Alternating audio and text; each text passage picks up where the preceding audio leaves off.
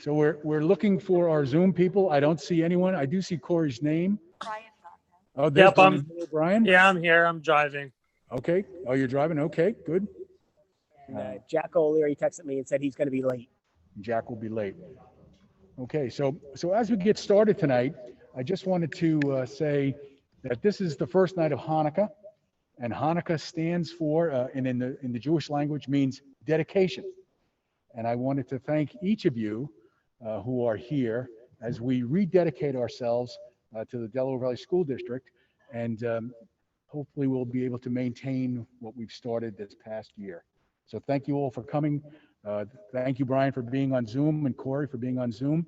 I really appreciate our team of 10, and we'll get started with Dr. Bell as he updates us on the current cases in Pike County.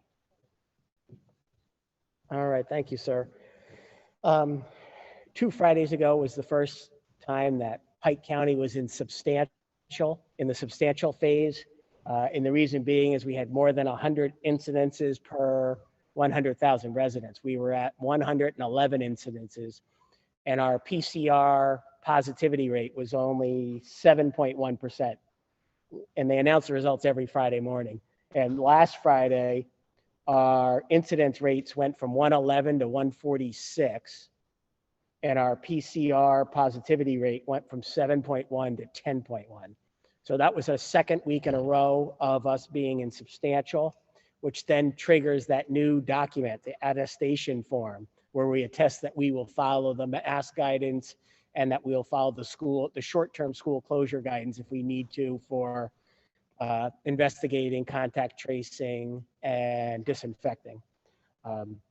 So that's where we are. We haven't had a chance in public to talk about that new form that we had to sign. Jack and I signed it, and we sent it into the state on Monday. It had to be there by this Wednesday. So now every county except one, I believe, is in the substantial. So we're all in the same boat together. In that attestation form, along with that we agree to follow the mask guidance, and evidently what had happened in some neck of the woods, there were schools that were not very religious about masks. So that's why how the mask guidance got to be part of the form we signed off on. Evidently there was, DOH was very mad at some school districts for not enforcing masks. So that's how that got in there. And then in the, just to review, PDE and DOH worked on their recommendations and they revised them regarding when schools should close short-term for cleaning. They created 3 different charts, one for small schools, which is less than 500 students in person, medium schools, which is 500 to 900 students in person, and then large schools, if you have more than 900 students. And all of our schools qualify as small schools for the number of in-person students, less than 500, except for the high school, which is a large school. And I just wanted to just share with the public what that means. Because we're in substantial and 6 of our 7 schools are small, what that means is that if we were to have 2 to 4 people, and that could be students or staff or both, it could be a combination. But if you have 2 to 4 people test positive during the same 14-day period, then they're recommending a closure of 3 to 7 days. And you're not completely closed, you would just go remote for those days. But there is an asterisk at the bottom that says, if you can conduct your investigation, do your contact tracing, and do your disinfecting, you don't have to close for the 3 to 7. It can be less than that. This past weekend, we had actually 2 cases with staff at DV Middle School. But because they happened on the weekend, we were able to do everything we needed to do. So we didn't have to put DV Middle School on remote on Monday. Had they probably happened Monday and Tuesday, we may, and depending what time of day you get notified, determines whether you can turn everything around or not in the same day. So had that happened during the week, there was a chance we might have had to put DV Middle School on remote for a day, but because it happened on the weekend, and thanks to Chris Lordy, Diana Bixby, Pete Iapolo, Mark McElroy, all who were here on Saturday, pouring through seating charts and calling everybody that needed to be quarantined. It was only about 7 people for 2 cases. But we appreciate them coming in on Saturday to get it done so that we could still open on Monday. If you were to have 5 or more students in a single small school, which is the 4 elementaries, the 2 middles. If you would have 5 or more students or staff, 5 or more people in the same building, then their recommendation is closing the schools up to 14 days. Moving on to what they call for in large schools, which are schools larger than 900 students in person, which would only be applicable to the high school. Because we're in substantial, the original chart is 6 to 10 people test positive, the school would close 3 to 7 days. 11 or more would close for 14 days. So because the schools are much larger, the number of people infected is much larger. It used to be one grid, no matter how small or big your school was, which really made no sense. So it's nice to see that they broke it apart into 3 different chunks. So again, so the high school has a much higher threshold to hit. 6 to 10 would be a short term, and then 6 to 10 people would be 3 to 7 days, and then 11 or more would be a 14-day closure. And again, if you can do everything you need to do, then you wouldn't have to put those schools on remote for these number of days. You can do it less as long as you have everything done. But that is, they used to be recommendations. Now it is requirement once you're insubstantial and you sign the attestation form. So going forward, there'll probably be blips in the road where we may have to put a school on remote for a day or two until we know everything's done. And then the other thing is, once you come back after you close for a day or 2 or 3 or whatever it is, once you come back, it starts over. All those cases are no longer counted, and you start a new 14-day cycle where you would have to get 2 new cases after you closed and reopened. You'd have to get 2 brand new cases in order to be forced to close again. So it's a little complicated, but it is nice that you get to reset the clock. If you do close for a day to do all those necessary steps, those old cases no longer count against you. You start over again. I know it's not the easiest thing to understand, but are any questions about that, how that works? What kind of things are they expecting us to do? Just 3 things. You conduct the investigation to try to find out, you look at all the seating charts, bus seating charts, class seating charts, cafeteria, all that stuff. So that's what they call the investigation period. Then the contact tracing is to track everybody down and let them know they're now in quarantine. And then the third part is the disinfection. So, and since we disinfect 5 nights a week, that's one of the easiest things for us, because we have a system in place and we do it every single school night. So then it's just the investigating of trying to identify everybody, just like the high school was doing this morning to investigate. It was 5 students and 1 teacher that were affected by the case this morning at the high school. But it takes a lot of work going through all the seating charts and the bus chart and everything like that. Any other questions about that part? Hey, John, I have a quick one if you could hear me. Sure, Corey. It's Corey. So now it sounds like the state's pushing a lot of the contact tracing back onto the schools. Have we heard anything regarding liability, in case a seating chart was missed, or we missed Johnny in, somebody's class or something along those lines?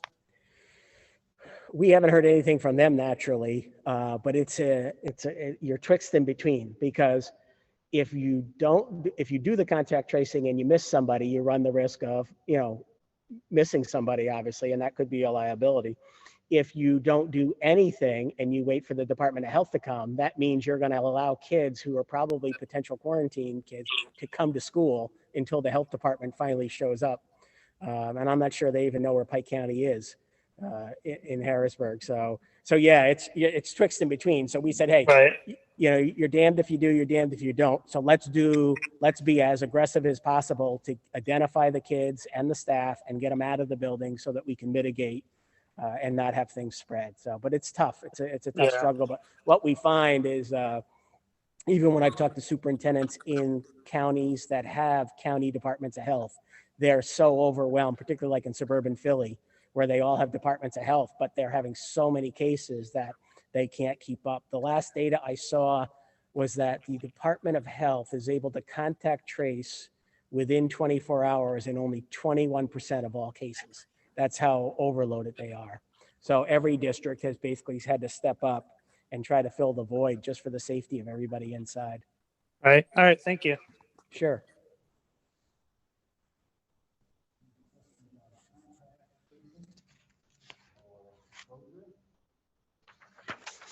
All right, that was kind of number 2 and 3 altogether. The number 4 is the update on what the neighboring districts. As you know, the 3 Ws and us, we've been 5 days a week since school started, and we've been very successful with it. All 3 of us have been very successful. Wall and Pawpack announced that they're going to be virtual for the 5 days of next week and then the 3 days of the following week. The Wayne County schools have school on Monday the 21st, Tuesday the 22nd, and a half day on Wednesday the 23rd. So Wall and Pawpack is taking all 8 of those days virtual. And the reason they're doing it is not because their student cases are high, but because they're having staffing issues. As an example, on Monday, they had 86 staff members absent. 15 teachers were unfilled. They couldn't get subs for 15 teachers. And it's not like the old days where you can double up classes because they'd be on top of each other, and that's the worst thing you can do. And they had, I think, 10 or 11 employees waiting for test results back. So they were in really an unusual place.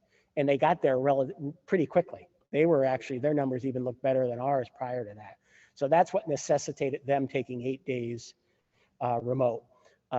Their 2 partners, Western Wayne and Wayne Highlands, they're not doing that. What they're going to do is they're going to do just the 3 days of the last week going into Christmas, the 21st, 22nd, 23rd. They're going to make those 3 days remote with the idea that that would allow the schools to be closed for 2 full weeks with no kids. The staff will be in teaching Monday, Tuesday, Wednesday, but there'd be no, that would mean instead of the kids being gone for a week and a half at winter recess, it'd be a full 2 weeks. And they're also seeing rising numbers of staff members needing to be quarantined, much like we are. You know, our last couple cases, 1,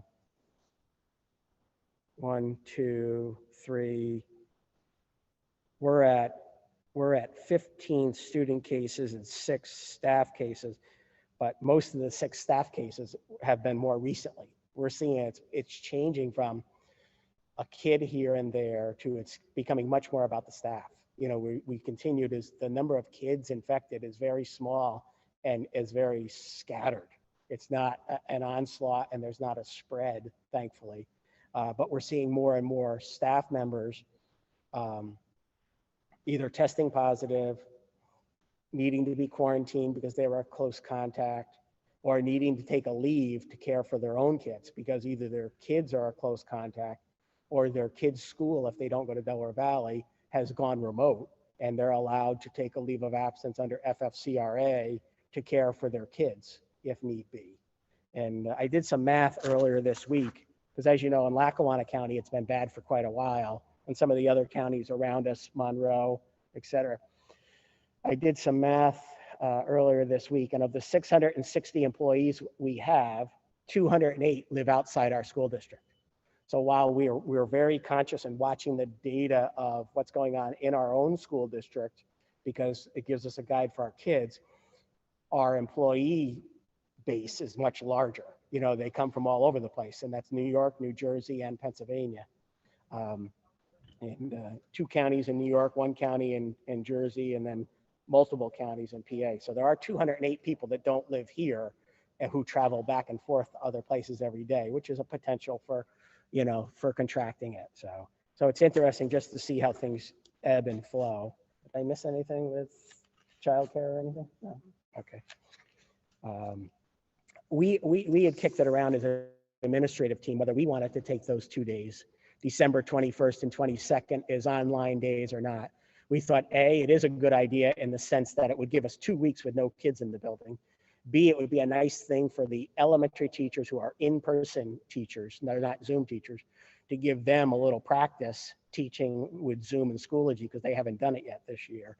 But the more we kicked it around, there were pros and cons on both sides to it. And so when after just sleeping on it for a while, I decided that, you know what, maybe we should just press on.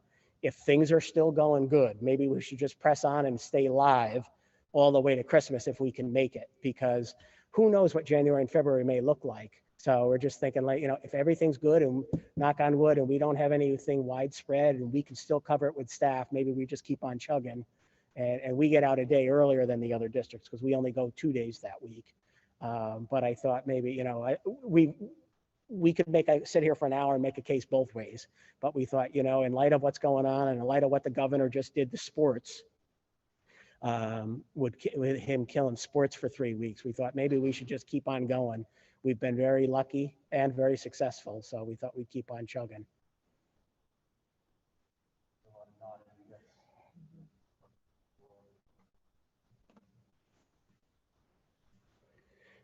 Just in case people aren't aware, the governor's press conference today at 4:00 basically said that all extracurricular or co-curricular activities are suspended from starting at midnight tomorrow night through Sunday, January 3rd.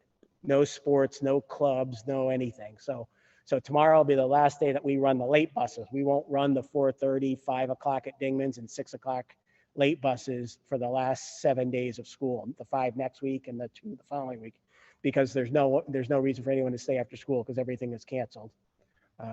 Billy likes that. So, no late bus for 7 days.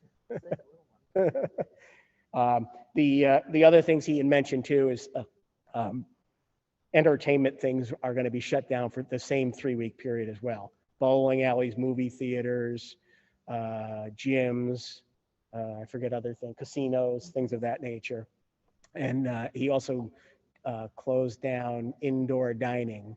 It's only takeout and outdoor again. Not that there's much outdoor in Pennsylvania this time of year, but so they were the big news. And then on my telephone call that went out to the community this afternoon, there were 3 things. I thought I'd reiterate them now, just in case people didn't catch the whole message. They might be driving, they only heard half of it. They might've got it all screwed up. So I thought it would be good to go over it again. On the call, the first thing I mentioned tonight was just that we had case number 21 in the high school and that there were a few people that needed to be quarantined, and they've already gotten the information about that. The second thing is that our plan was to stay the course with live instruction, no matter what rumors you might read about on social media. Our plan was to stay the course because so far it's been working for us. So we want to continue with that plan.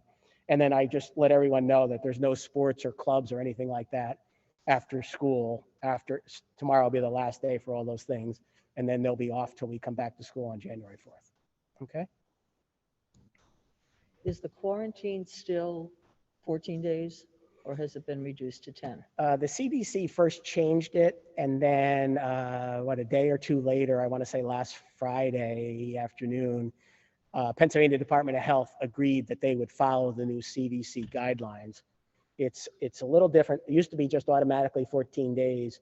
Now it's 7 days if you have a negative test and had no symptoms, 10 days with no test and no symptoms. But the one thing that's a little tricky about it is the 7 days and a negative test, you cannot get a test until day 5. They want you to wait 5 days because oftentimes if you test too early, it may not show up. So it is 7 days with a negative test. But if you have to wait until day 5 to get tested, the way the labs are being just swamped right now, it's highly unlikely you would get tested on day 5 and have the results back by day 7. So chances are, even if you went for the 5 and the test, it may still take you 10 days because things are really, really slowing down with test results. And that's just because the labs, LabCorp, and what is the other big one? I forget, Quest, they're being bombarded because there are so many tests going on all over the country that the labs can't keep up with the tests now. Used to be we didn't have enough tests. Now we have enough tests, but we don't have enough staff in the labs. So.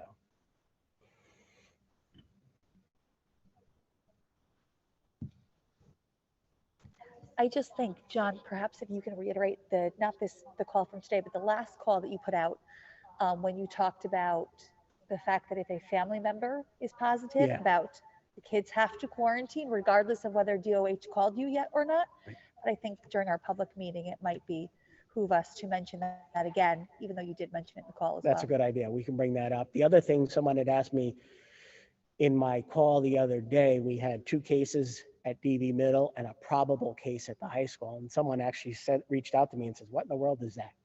And basically what it was is one of our employees, many of their family members tested positive. He had symptoms, but tested negative. And the doctor said, wait 2 or 3, stay home, wait 2 or 3 days, we're going to test you again, because the first one was rapid. We'll test you with a PCR test, which is more accurate.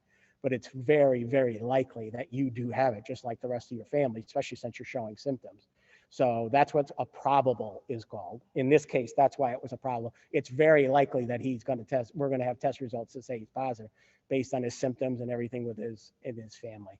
So I just wanted to explain what we meant by probable. That's all. So John, I have a question regarding vaccines. Sure. And I did notice that the state of Massachusetts is putting out a guideline as to who gets it during the first 2 months, the second 2 months, and I believe teachers are in the 5th and 6th month. Have you heard anything from our state as to how the vaccine might be distributed? Chris here? Yeah, You want to so, mention? right now, Pennsylvania considers teachers 1A, which falls in line with first responders and food packaging workers. And so the first line 1 is all your healthcare, elderly homes, things like that. All of those teachers would be rolled into 1A, which would probably be about March is what they're thinking. But they're not sure definitively on the date yet, but we are considered 1A essential workers. Any other questions, especially about vaccines? I'm really intrigued by that. Do you have any knowledge of what percentage of our staff would actually get the vaccine, voluntarily get the vaccine? I know we can't mandate it. That Right, people get it.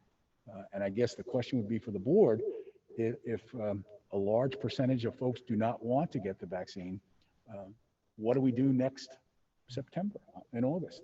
If half our students and half our teachers, or staff, I should say, are not getting vaccinated, do we just continue in what we're doing? Well, I think the message that will get out as we move into the spring, the message will be is that vaccines will be readily available to all Americans.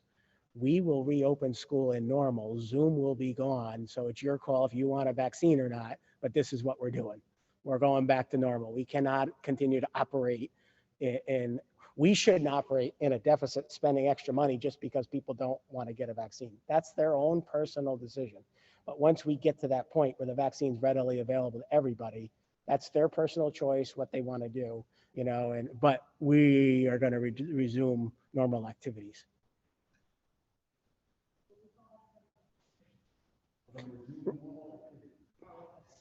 Yeah, there's no reason we can't go back to normal for September opening. Based on the timeline, as long as they do make as many as they say, and the Army can roll it out through Operation Warp Speed, they can roll it out like they said. The timetable is fine because they're talking about they should be readily available by June. So that gives people ample time to get their 2 shots. If they choose the vaccine that has the 2 doses, that only has to be 21 days apart. So, and the FDA did approve the Pfizer vaccine this afternoon. And I would assume under HIPAA laws, the school district does not know who is getting the vaccine and who is not. Right. And I will tell you though, Billy, how many years have we done the flu shot? Many, many years. And it's free through our health insurance group. And a lot of people do partake in the flu shot every year, which is a very similar type,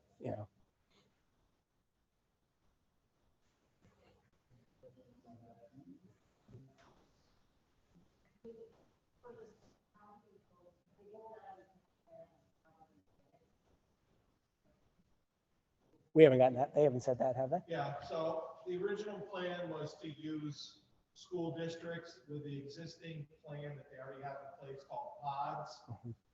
If you remember, the Shahola Elementary School is already designated as a pod for the Delaware Valley School District. The Department of Health already uses that facility. That was their initial plan.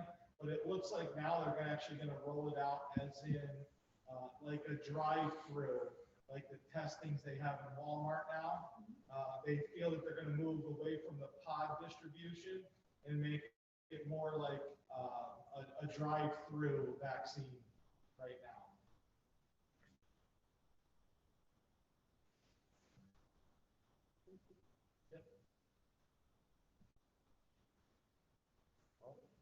let's hope that once the vaccine is readily available, we'll have no need for these reopening committees because we will John, I'm glad to hear you say we're going to reopen in the fall without any Zoom at all. I don't know how the parents who are Zooming are going to take that. We need to probably do some type of survey. We don't want folks running to a cyber school because they're still not ready to come to school here. So we need to get some information out about our own cyber school, which is a lot less expensive, and the costs of what these other schools are. So we have a big bill tonight to pay on that. So let's keep on top of that. Yeah, yeah, and that'll be the main topic of spring conversation probably. Once we get through the initial vaccination period for those essential people, then it'll become more readily available for people 65 and older and those with underlying conditions. And then the next step is then it will come to the general public, which probably will be May, June, July. So there's lots of opportunities for people to partake in that. Let's discuss whether we have some issues to the January 14th meeting. I don't have anything that I need to know, but if you have questions.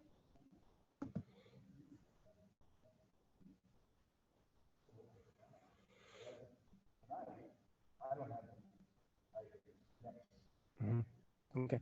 Well, we can wait till we get back to, you know.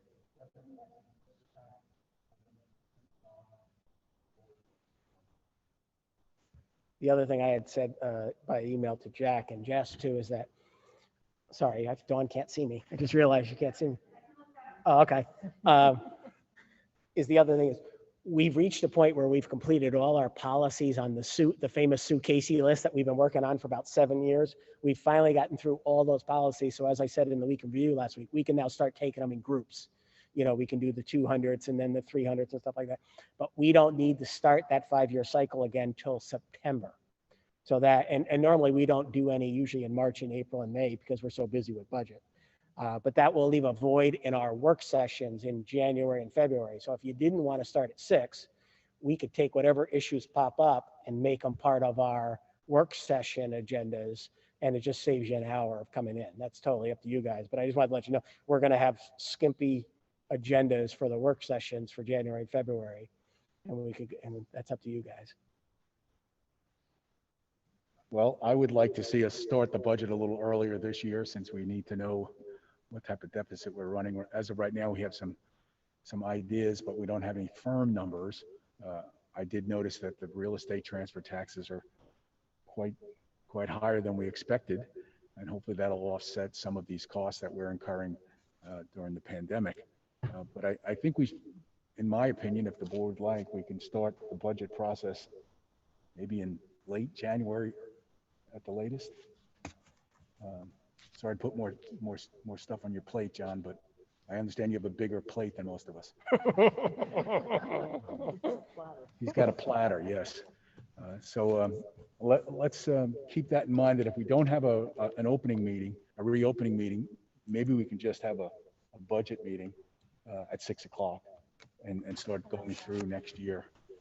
I was going to suggest perhaps, even if we're not doing the reopening, at least for the work session, and I'm not sure how everybody else's schedule is, but continuing to meet at 6 o'clock is nice, because if we don't have that 7 o'clock meeting following it, we might be able to get out a little bit earlier. So, which at least for one meeting is a little bit nice.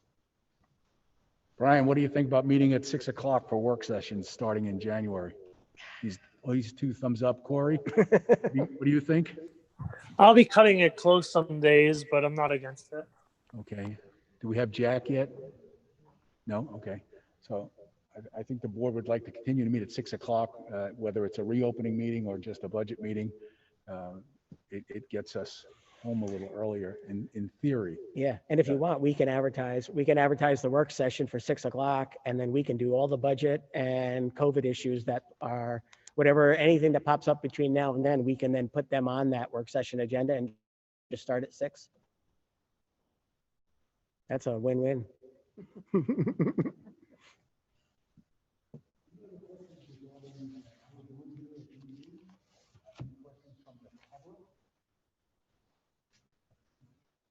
guess the question I have for Mr. Lordy is, how long does it take you to do your typical contact tracing?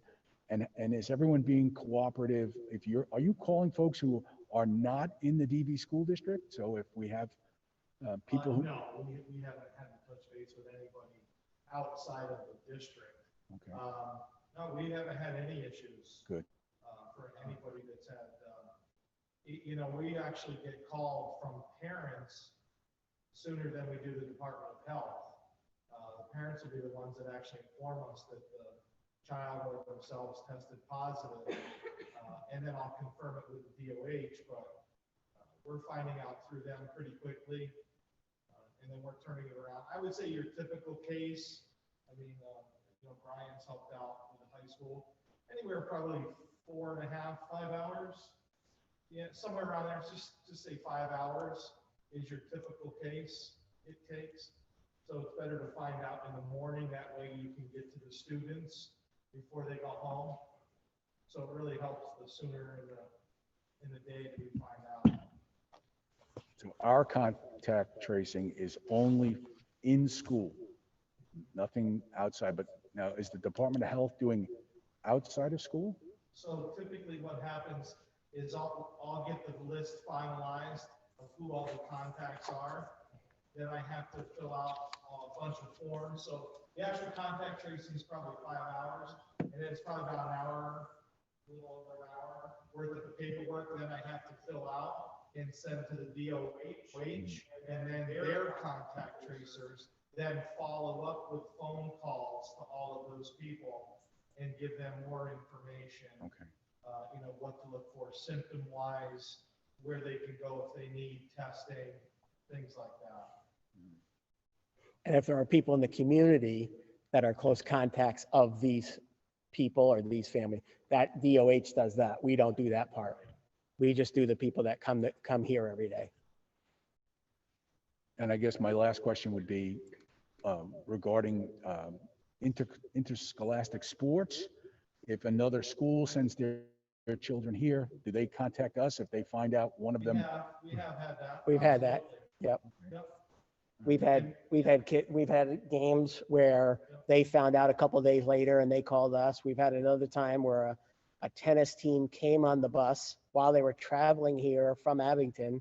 They found out that one of the girls on the team, I can't remember if she was a close contact or if she was a potential positive, and they turned the bus around. They got off at an earlier they radioed the bus and told them that when you get to Hamlin or wherever, turn around and come on back home, because they didn't want to send them here and then have the chance of the spread. Even though tennis is probably the least likely to spread because you're so far away from the other player. So now that we're closed down for 3 weeks for sports, are things getting canceled or just rescheduled? Let me make sure basically what may or may not happen, we'll have to wait and see. It may be either things may just get pushed back, or it may be a shrinkage of the non-league schedule. We were operating under the premise that, listen, things are not that bad right now. Let's practice and let's get our non-league games in, because who knows what January might bring. At least they could have a partial season. So we were like, because our numbers were good and we were in school, we were trying to get non-league games in December, and that all went kibosh by the governor.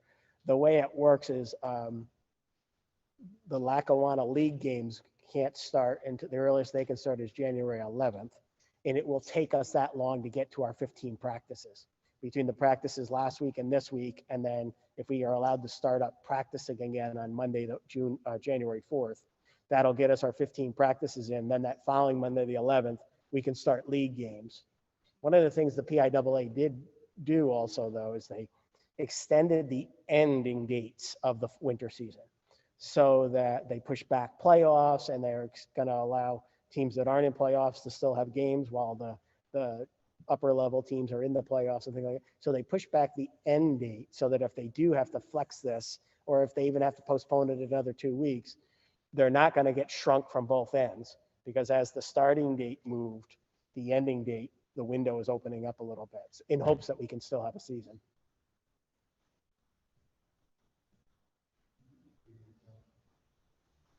It's 6:35. I think, I don't see any new questions. So I think we'll adjourn early and we'll get back together at 7 o'clock for the regular meeting. Thank you all.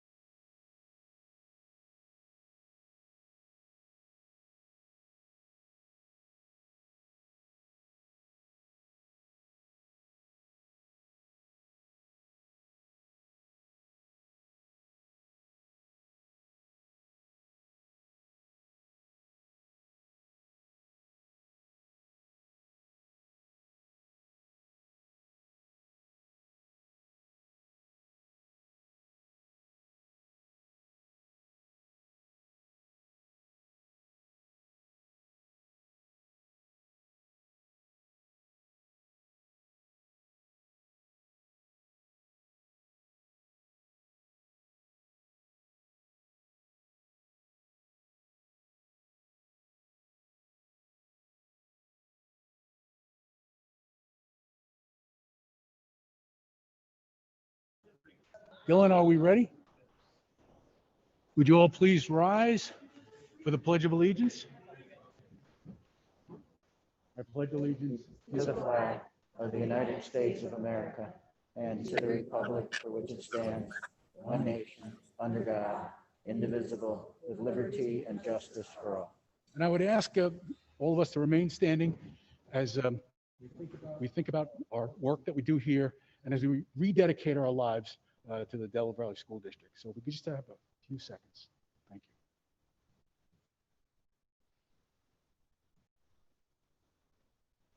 Thank you. Thank you. Please be seated. Julie, maybe we have a roll call. Dawn Bouquet, Brian Carso, Here, Ryan's here. here, There you go. and here. There we go. Jessica Decker, Here. Jack Fisher. Here. Corey Homer, Here. Pam Lutby, Here. Jack O'Leary, Yeah. and Rosemary Wall. Here.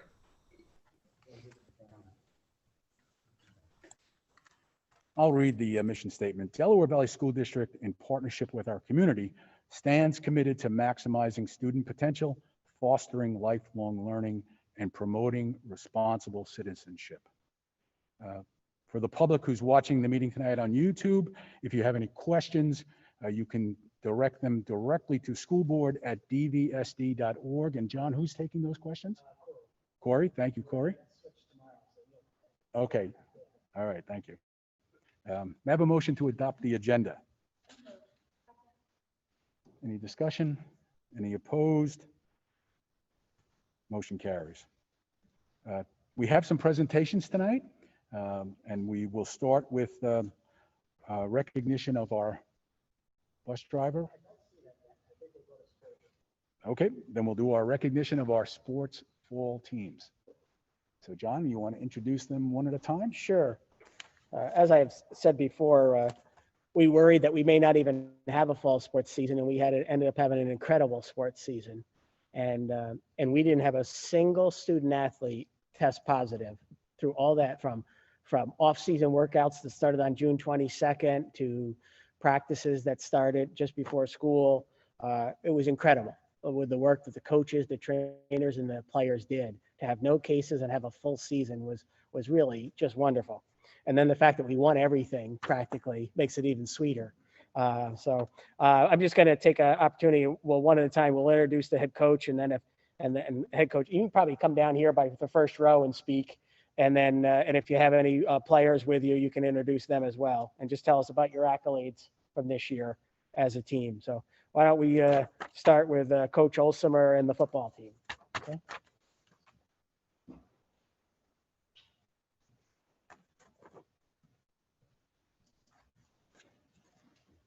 I'm Coach Olsemer, and this is Jason Henderson. Jason is one of our captains. A couple of the other guys couldn't make it tonight because they already had work. And I know Jason wanted to say something quickly. I'd just like to thank all of you guys for the opportunity to us athletes as a group chance to play, because it was scary for us. We didn't know, and being given the opportunity to play was one of the greatest things. I think I'd just like to echo what Jason said. It was a summer and season unlike any other. The kids expected at any point the floor to drop out, kind of like it did today on the winter sports. It was a summer where we would be working out, and a lot of those guys back there would be working out, and you'd have a great day, and then the next day, Division III sports canceled, and the kids would come in and their heads would be down, and you'd try and encourage them. And I give these guys and all the fall athletes a lot of credit for their persistence and sticking with, the sport that they love or the activity that they love. For us personally, we had a great season. We got to play a few teams that we would never normally get to play. We hosted, LaSalle College, which is an elite team out of Philadelphia. We were close to beating them. We lost it in the last minute of the game. And then We won our league, we won our district championship again, and we won the first round. We beat Altoona in the first round of the state playoffs, and then we lost here in the state quarterfinals to a team that ended up making it to the state championship game, Central York. So we had some special moments as a team, and I appreciate you guys doing everything that you did. I personally would like to thank on record Mr. Ross for doing an unbelievable job scheduling, rescheduling, and rescheduling for us throughout the course of the fall season. Thank you very much. We appreciate it very much as coaches and as players. Awesome. Congratulations, guys. Nice You're season. welcome.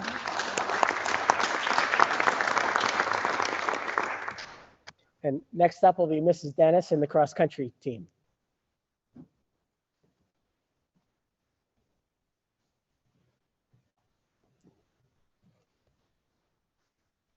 Good evening, everybody. I'm Audrey Dennis, and I coach with the boys and girls cross-country teams here at Delaware Valley. And to start off, I would like to echo what Mr. Olsmer has said.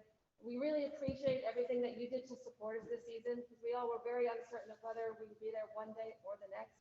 So it took a lot of dedication, a lot of hard work, but also an appreciation, I think, for the student athletes to appreciate the little things, one day at a time. When we come into one practice and be all excited, and the next like the dismalness, but then picking ourselves back up and learning from those skills as an athlete and as an academic student. To my left here, I have Maggie Coldrick. She is a sophomore here. She'll talk about her program and what she did this year. And then Adam Kanchman is a senior this year to talk about how he succeeded this season. Hello, I'm Maggie Bolderett. This season, I honestly did not know what to expect. I knew that we definitely would not have anywhere near to a season that we would typically have, and I was just so grateful that we made it as far as we did and were able to just complete our entire season. And Coach Dennis was just so incredible, taking so many precautions, making sure he was all safe. And if any of us had our masking down a little bit, she'd be like, pull that mask up. She was always so great and made sure that we were all safe. So I think she definitely deserves recognition for that. And Maggie finished 6th this year at district, so that's her district medal. And hopefully will improve at the state level as well this year. She raced at the championship meet and placed 90th overall, which is a huge success for Delaware Valley. That's the highest placements we've had in quite a few years. Yeah. As Maggie said, I didn't expect the same season we did last year. The amount of schools you raced against got cut by more than half. We were put in an elite bracket, and the boys team still excelled. We got second in our bracket of division, and we made it to districts. We got third districts. That's the best we've done in a while. And Coach really did take all precautions of COVID, and there was not a single person on a case where we got sick, really. And I would say she made the best of the season with the precautions we had. And I went to states this year. I got 72nd overall, and yeah, that ended my cross country for Delaware Valley, and it's been honor running the last 6 years for Delaware Valley. And Evan's been very humble here. He broke our school record twice this season. The new school record is now 1644. He broke that from his last year's record. He is a Blackwater League All-Star. He is also the Scranton Times All-Region Runner part of the team this year, which is a first for Delaware Valley. That's awesome. Congratulations, and thank you all for your help. Awesome. Thank you, guys. Thank you.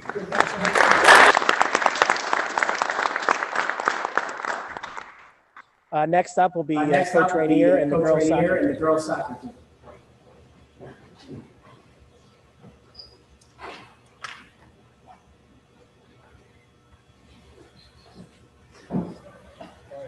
Sorry, it goes this way. It's good basketball practice.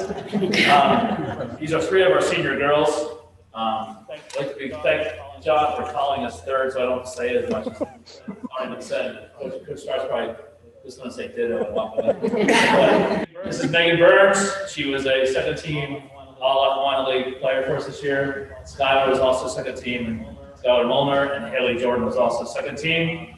We had a great season this year. First ever Lackawanna League Championship for the girls program. 5th straight district championship. And unfortunately, we lost to Williamsport in the sub-regional, so we did not get to go to the States, but we'll get that eventually. Unfortunately, they're laying the groundwork for that, and they're part of that process, but they won't get to do it. But we had a great season. We appreciate being able to play. Every time I was interviewed by a newspaper, I said, hey, we're just happy to be playing. It helps that when you win, too, and you're even happier to be playing. But we were about a minute away from going undefeated in the league this year. We gave up a goal with about a minute left against Scranton Prep at home. Probably the only blemish really on our season, and just had a great and fantastic time through all of it. It's a challenge coaching girls during these times. I think it's a challenge coaching kids, but almost every time we had a practice, and Governor Wolf made some kind of declaration. Somebody sent a text to them, and then during water break, they get a text saying, oh, we're shutting down, and they'd be in tears, and I'm like, oh, thanks. And then I find out it was one of their mothers. Thanks for the next hour of my life trying to calm girls down. But really appreciate all that you do, and I just like to say, keep us in school. Thank you. Thank you. Thank you.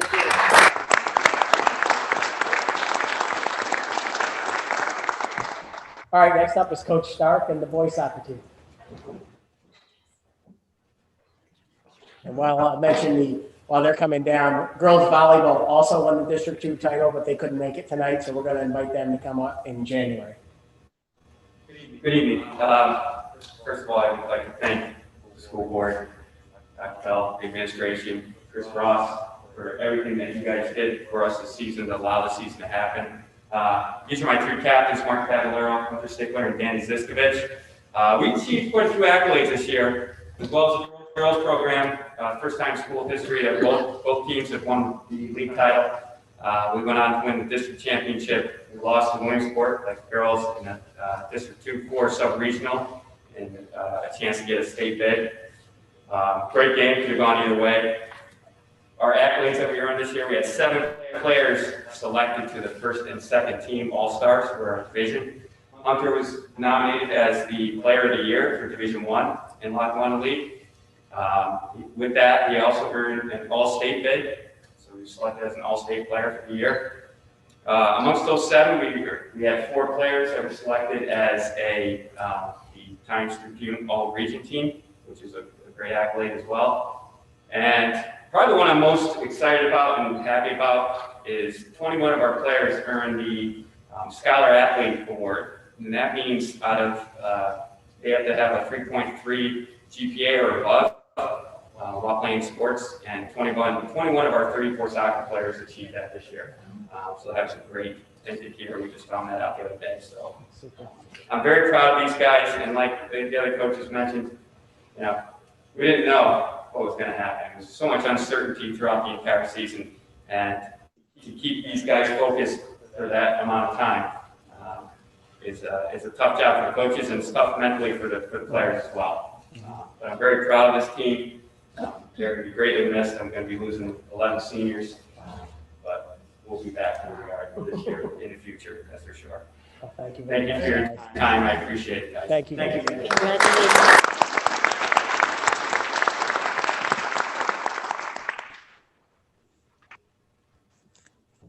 All right, our next recognition is of Roar bus driver Bruno Hartman. So I'll ask Marvin and the gang to come on down.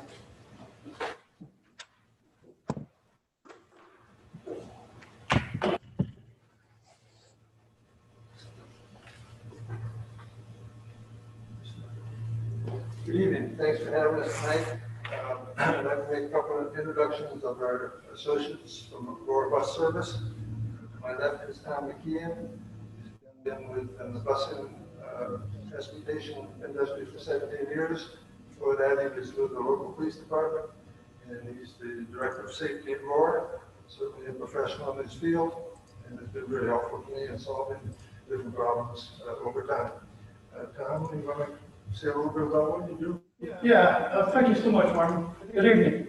Like Martin says, I've been in Roar for the last 10 years, and I've been in the school bus industry for about 17. And for 17 of that, 16 of that, my good friend Ronald Hartman, he's been working on my side. So my job at Aurora, I'm the safety supervisor. Basically, if there's an accident or an incident, I gather the information and I give it to our regional safety director and the Marvin, and at times I refer it to the local police department. This incident, there was a medical emergency. I gathered the information and I gave it to Marvin and my supervisor, and it found out that General had a medical emergency on his route, and without giving any information, it would tend to identify the student, and then ask him to tell you about it. Thank you, General. I'm used to speaking in public, but in any case, what happened was at 6:50 a.m. I came to my stop, and the parent was usually in front of me in the car as a student. They weren't there. So I looked to my right where they would come from, and I noticed somebody or something on the porch. It's a slate concrete porch underneath an overhead.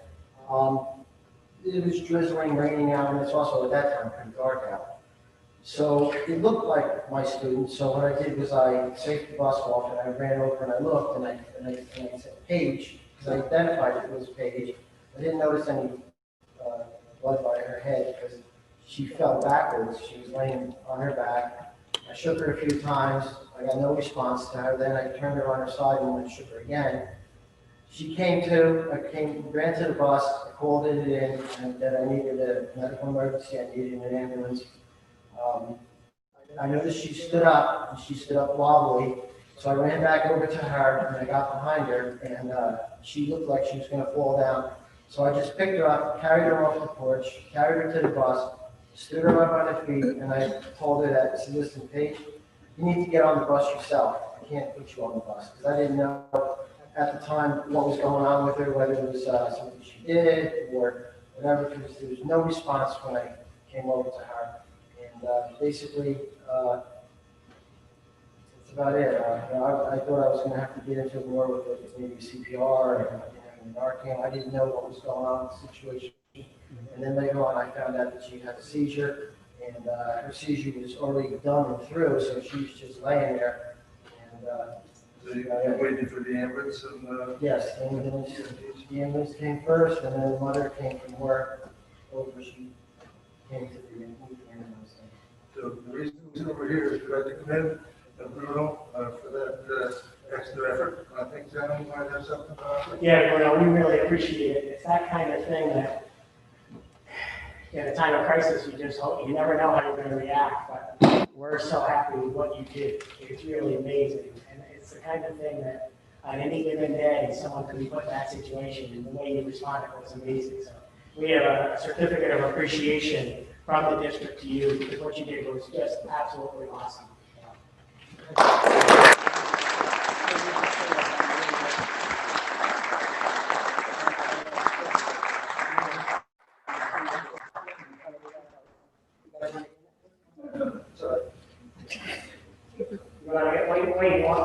Yeah, one more, please. Sure. Just to be sure, I appreciate that.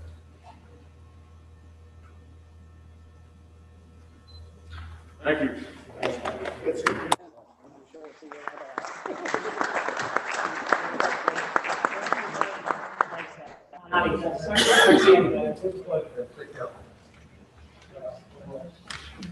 Thank you.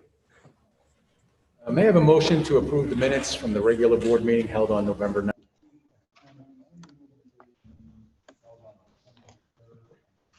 Motion.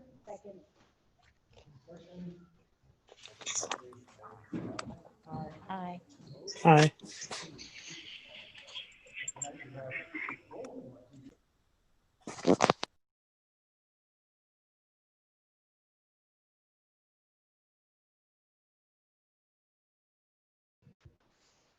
The first event that our school held was the Thanksgiving food drive, which Student Council organized. From the beginning of November to November 24th, food items were collected in homerooms, and overall 1,600 items were donated to the Milford Food Pantry.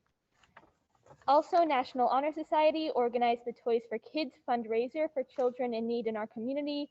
On December 3rd and 4th, donations were collected by National Honor Society's members during lunches, and Toys for Kids donation boxes were placed in both the 910 and the 1112 offices. Over the course of only 2 days, $430 was collected from students and staff members, and NHS contributed an additional $250 for a total of $680 donated to the Toys for Kids organization.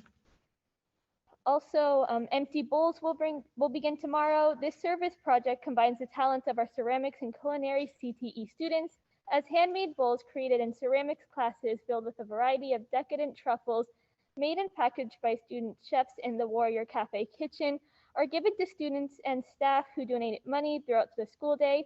All the proceeds will be collected and donated to the local food pantry. Also, the Delaware will be posting 2 editions before Christmas break. The first will be an 8-page special holiday edition coming out tomorrow, and the second will be a 24-page regular edition coming out on December 18th.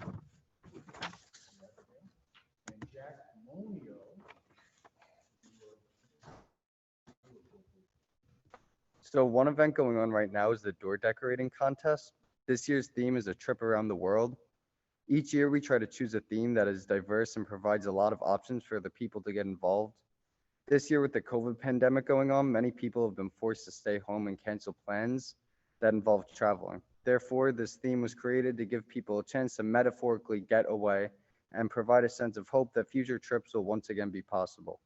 Additionally, with the holiday approaching, it can be fun to experience how different cultures celebrate the holiday season, which can be portrayed through this event. The next topic is NHS inductions. Next Thursday, the National Honor Society will be holding their annual inductions in small groups throughout the day. There will be almost 100 new members that are being inducted into the National Honor Society. And the last one are winter sports. Girls and boys basketball, wrestling, and swimming officially started on December 4th. Any questions for our student representatives? Grady, where you going to school? What do you think about? I am a senior this year, and I'm looking into different schools for my undergraduate education, and I plan on studying computer science. I'm a senior too. I plan on, well, right now I'm looking at Rutgers. I want to go to somewhere where I could do pharmaceutical studies, so that's my plan for right now. You all do not have to stick around here for the rest of the meeting. I'm sure you'll like to get to it. Thank you.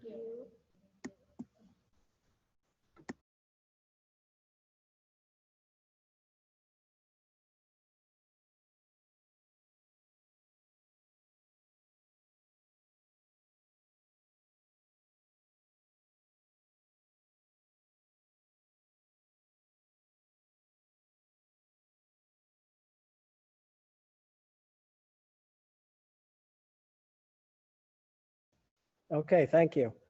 I just want to reiterate the 3 pieces of information that were on my automated call today for the public that's watching at home. The first piece of information was that we had case number 21 today. It was in the high school, and I believe it was only 5 or 6 people needed to be quarantined as a result. The second thing was that our plan is to stay the course. We've been very successful with the 5 days a week in-person learning, and we'd like to stay the course as long as we can. So if you hear any rumors that we're doing something else, they're just simply rumors. You'll hear it from me if we're making any kind of switch. You'll get an automated call if there would be some kind of switch in the future. At the press conference at 4 o'clock today, Governor Wolf announced that there'll be no sports or any kinds of co-curricular, extracurricular activities throughout the state, starting this Saturday through Sunday, January 3rd. So that puts sports and clubs and OM and all those things on hold after tomorrow until we come back on January 4th. There's a variety of different things pertaining to closing indoor dining, closing casinos, closing gyms, and all those things. But one of the things that's interesting is that indoor crowds are limited to 10 people and outdoors to 25. So if that were to continue on beyond January 3rd, we'd go back to having full Zoom board meetings again because we wouldn't be allowed to meet in an environment like this. We wouldn't even be allowed to be in the boardroom. We would exceed 10 pretty quickly just with our essential staff. So we'll have to see how that plays out when we get to January 3rd. And also, just as a point of review, in case people didn't know, the CDC did change the quarantine period from 14 days to 7 days with a negative test or 10 days without a test. One of the tricks I mentioned during the committee earlier, in case people weren't watching, is that if you want to try to only do a 7-day quarantine with a negative result on a test, you cannot have the test until the 5th day. So it's not like you can run out on day 1 and get a test and hope to get the results back by day 7. You have to wait till day 5 to get a test. So at the rate things are going right now, it's pretty unlikely that you could get a test on day 5 and get a result by day 7. So probably people aren't going to be able to quarantine for only 7 days because it's probably not logistically possible. And then just another reminder too, that if one person in your household tests positive, that means everybody should be quarantined and no one should be coming to school, whether it's staff or student. Once one person tests positive, everybody else in the household is considered quarantined, okay? And that's all I have. Jess, was there anything else or was that the thing I was supposed to? Okay, I couldn't remember, thanks.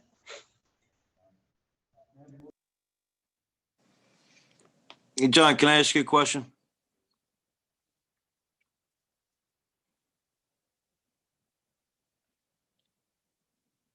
John? You're up, Jack. John, just for some clarification, because I've gotten a lot of questions on this. CDC says 7 days quarantine with a negative test, 10 days without the negative test. But I'm under the assumption, and correct me if I'm wrong, we're not following CDC, we're following Department of Health, and they haven't adopted that yet. So can you just clarify that? Because that's what I'm getting, and to tell you the truth, I'm not really sure. So just qualify that, please, for me. Yeah, Pennsylvania Department of Health, they dragged their feet a few days, but they did adopt it last Friday afternoon. So okay, so we're a little lag behind by about 2 or 3 days, but they finally did adopt it last Friday. All right, thank you. Thank you, Jack. Any other questions from the board? If not, we'll move to the treasurer's report. May I have a motion to accept the treasurer's report? So moved. Any opposed? All in favor? Say aye. Aye. Aye. Any opposed? Motion carries. May I have a motion to accept the bills for payment, which include the general fund, the cafeteria fund, and the capital reserve fund?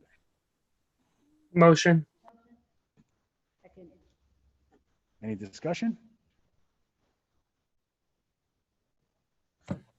Hearing no objection, hearing none. All in favor, say aye. Aye. Any opposed? Motion carries.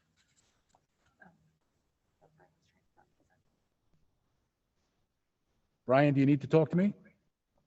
No? Okay. Personnel items. May I have a motion to approve the personnel items, including resignations, appointments, requests for child-rearing leaves, change of status, and change of salary with the retirement accepted with regret? Motion. Second. Any discussion? John, would you like to mention the regret? Yeah.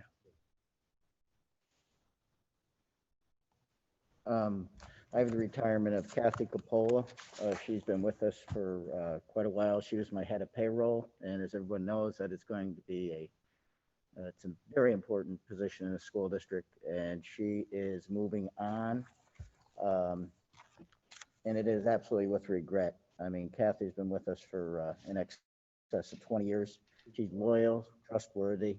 I mean, and that's who you want, is someone and very confidential in the head of payroll position. And she's absolutely the most honest person I know. And she will be missed.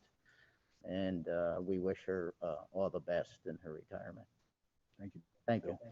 Thank you. All in favor, say aye. Aye. Aye. Any opposed? Motion carries. We're going to do an executive session now, John? We're going to wait till the end. Okay, so we are going to adjourn into executive session at this time. Do I have a motion? Motion. Second? All in favor, say aye. All right, we're adjourned until we come back. We will be back.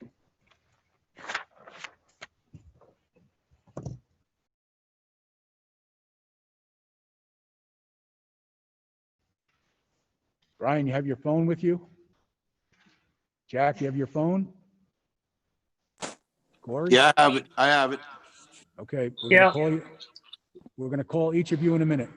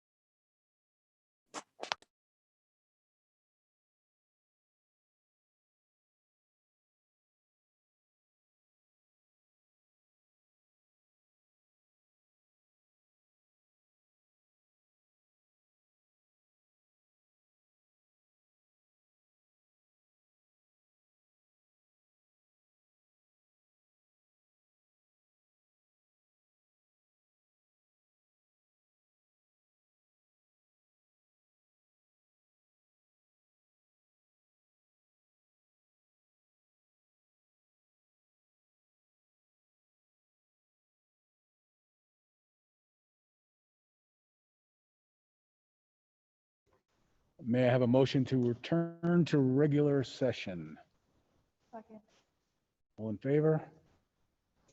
Any opposed? Let me just make sure we have Jack and Corey. Can you hear us? I see Brian. Yep, all set. Okay.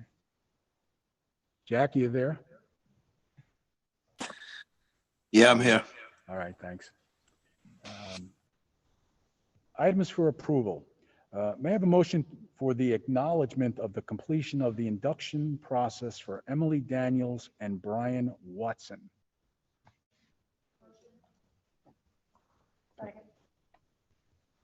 All in favor? Any opposed? Motion carries. May I have a motion for the approval of Jeffrey Hupfer to work with Jessica Favorito and Lynn Communali?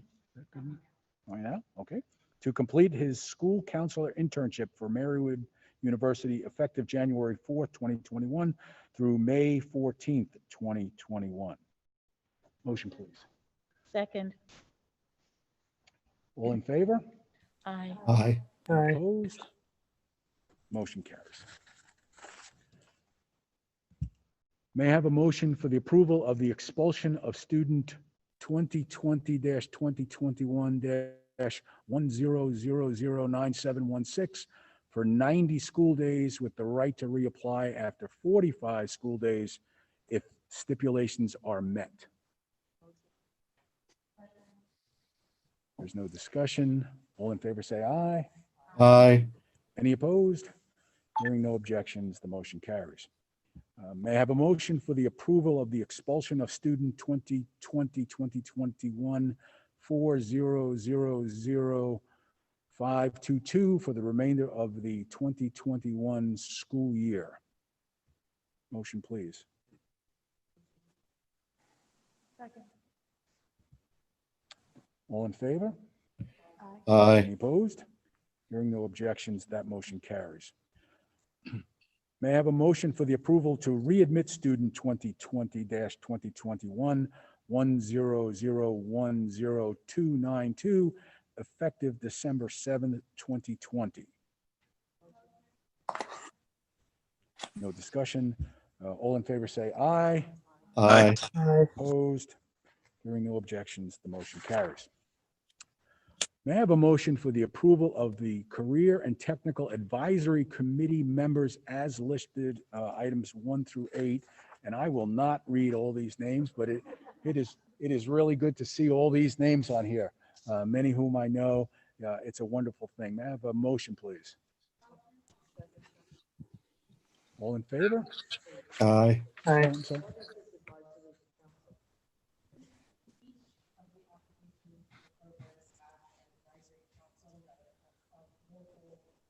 Professionals in that particular area, and they sit on the committee to help advise our teachers and administrators on occupational standards and helping them find the program. Through chapter 339 or 339 in that chapter, they're required to meet twice a year. Our programs to be approved by the state have to meet twice a year with their OACs. One of the things that's standard operating procedure is to have the OACs approved by the school board, which you guys have done in the past. We have 4 new teachers in the last 2.5 years. So there's been a lot of turnover on the OAC. So instead of trying to piecemeal together who was where, we decided to just throw the whole bunches to you guys tonight so that now we're kind of starting fresh. So in future years, it would only be new members to the committee. But they have to meet twice a year. And then, as Dr. Schaefer said, they go over safety procedures in the labs, they look around, they recommend new equipment to purchase, they go through textbooks, they go through results of the students, and then they're also able to add local items to the task list that the state provides. The state provides task lists for every program, but our OAC members could say, yes, but in Pike County, we need to add this to the task list. And they're the ones who have the ability to do that. And these are all volunteers? Yeah. Right.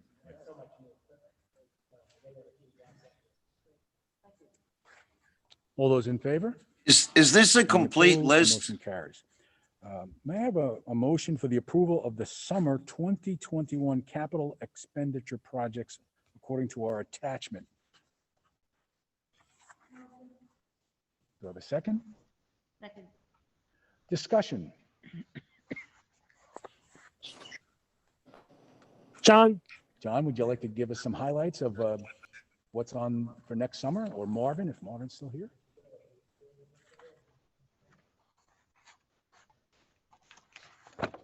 Yeah, the list, it's like two lists. The one list is what we need the architectural services to create specifications and go out to a formal public bid on. And the two biggest projects are at the Dingman, Delaware Elementary School and the high school. We have various curbs, sidewalks, driveways, the 739 entrance, replacing a concrete stairway, and creating a new entrance and the high school sidewalk area. The other one is the Dingman Delaware Middle School, is a cooling tower replacement. If you recall, both of these projects were bid last year, and for a couple of reasons. We rejected the bids, we didn't like the prices, but also at that time, the legislator had directed and the governor that only essential things are to be done because we had closed our campuses. So we pushed these off, so now we're going to rebid them. And then the second half of the projects of what we handed out to you guys are more related to, you can purchase these from various state bids, or they don't rise to the level of hiring an architect. For vehicles, there's some cafeteria replacement items at various schools.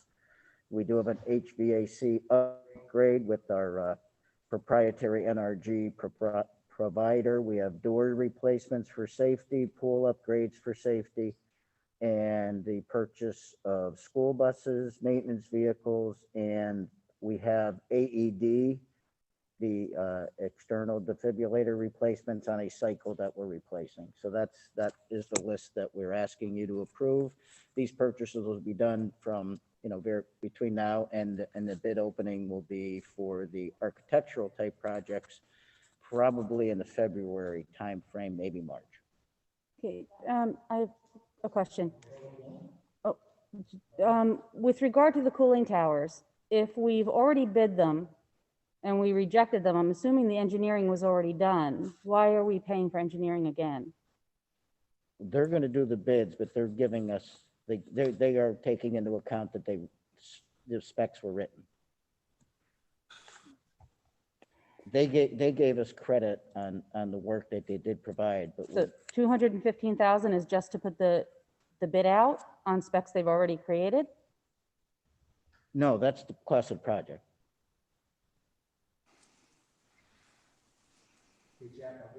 Okay.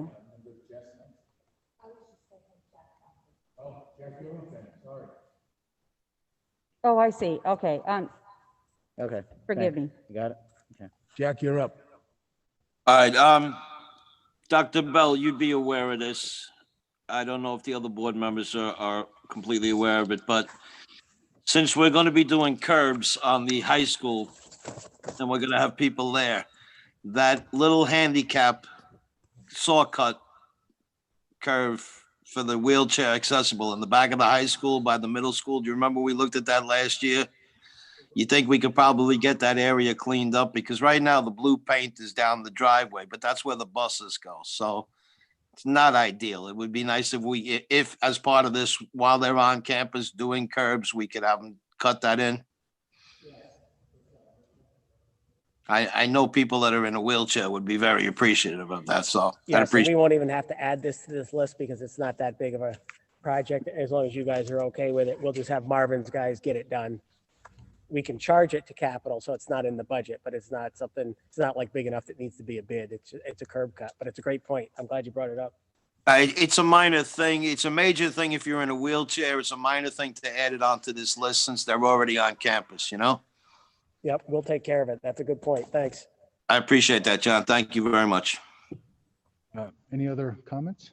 I had asked John just before we met tonight if he would take a look at the middle school science rooms and see if they need upgrading like we did here at the high school a couple of years back. how old they are, how long they've been there, what the status of that is, and to get back to us maybe next month, John, if we wanted to add that to the summer projects, or if we don't need to, put it off for a few years. But Yeah, we're actually okay. The Dingman's Middle School, first of all, the middle school science labs they don't have the intense needs that a high school science class would need in terms of gas and water and things like that. It just doesn't rise to the level. They have some of that, but our middle schools are very new. We're very fortunate because Dingman's Middle School was all done in 1993 and 94. And all the science labs at DV Middle School were done in 1996. Unlike, remember we took the tour through the 1970 science labs and they look like your mom's kitchen, you know, with all the old cabinetry and everything. For Jess, it's probably your grandma's cabinets, your mom's, right? And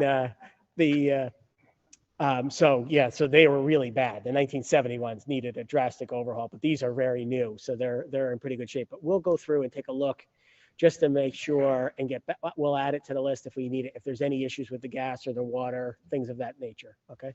thank you, John. All in favor? Aye. Any opposed? Motion carries.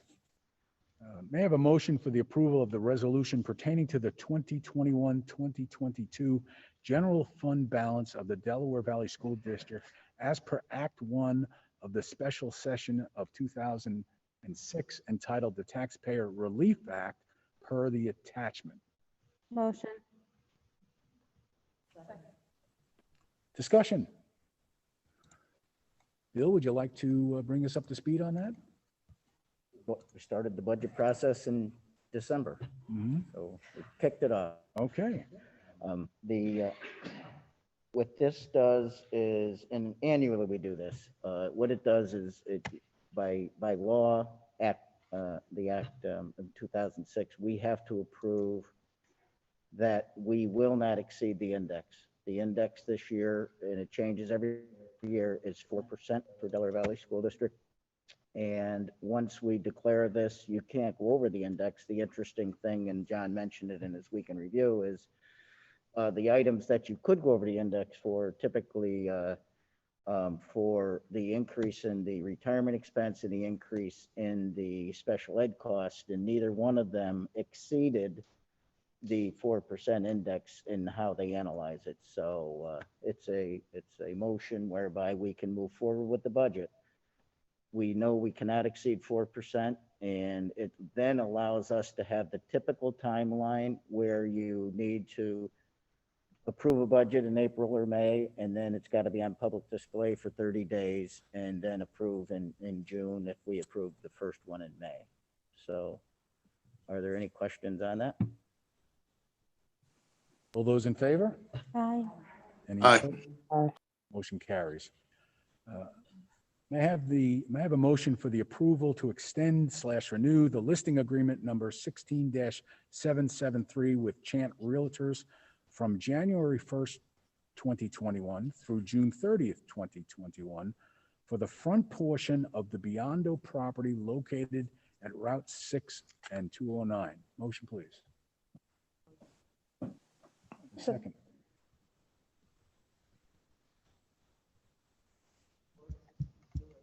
No, we don't have a second. Oh, I'm sorry, I didn't hear you. We have a second discussion. You're Rosemary?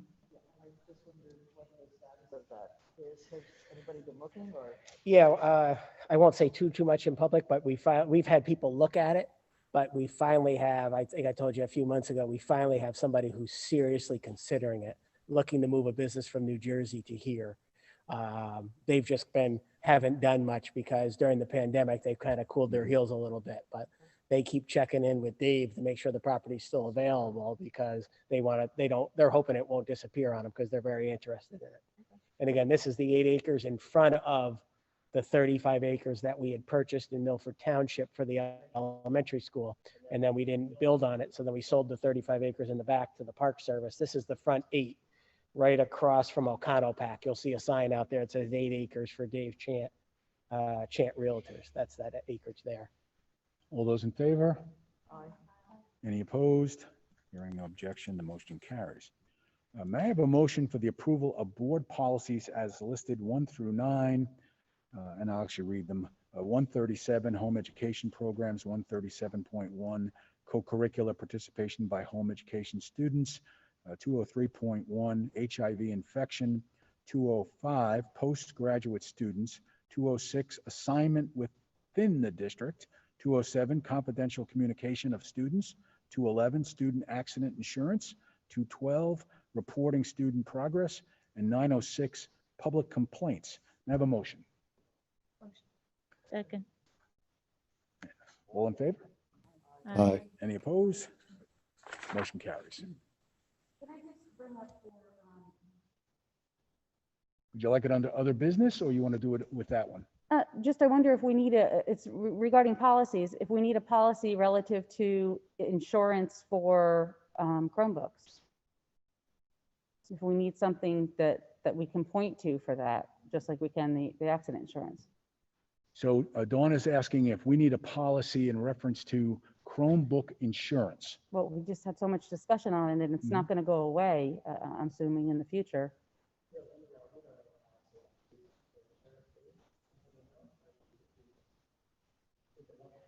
Just a thought. Yeah, for next month? Okay. Thank you, Dawn. I'm sorry. You might be able to just add it to our.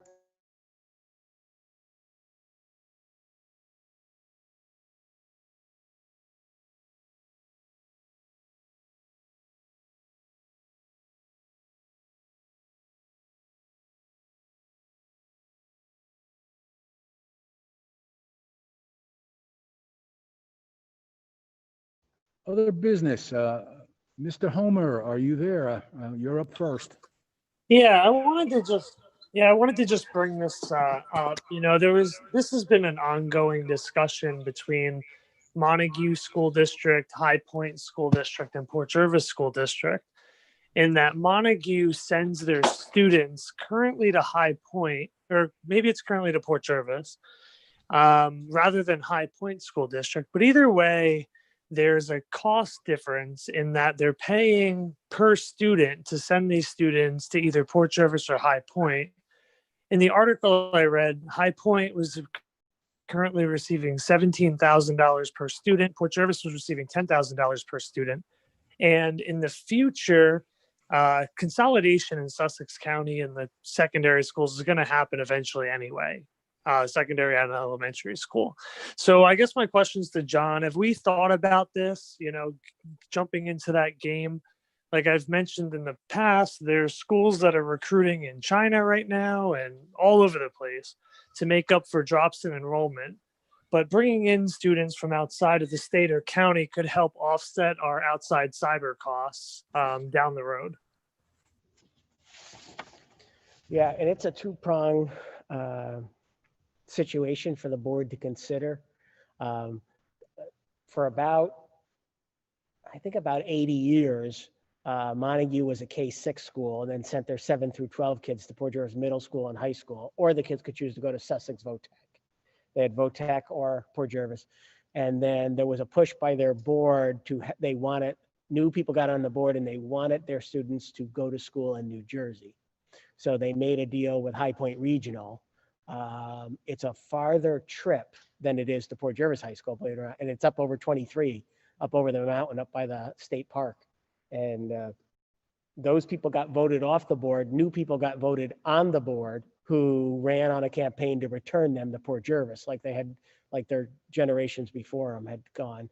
And recently, those people just got voted off the board by New Jersey only people. And but I can certainly reach out to the superintendent over there and see if there's any interest. But on a larger scale, it might be something to put on a work session agenda to have the conversation, because suppose Montague was interested.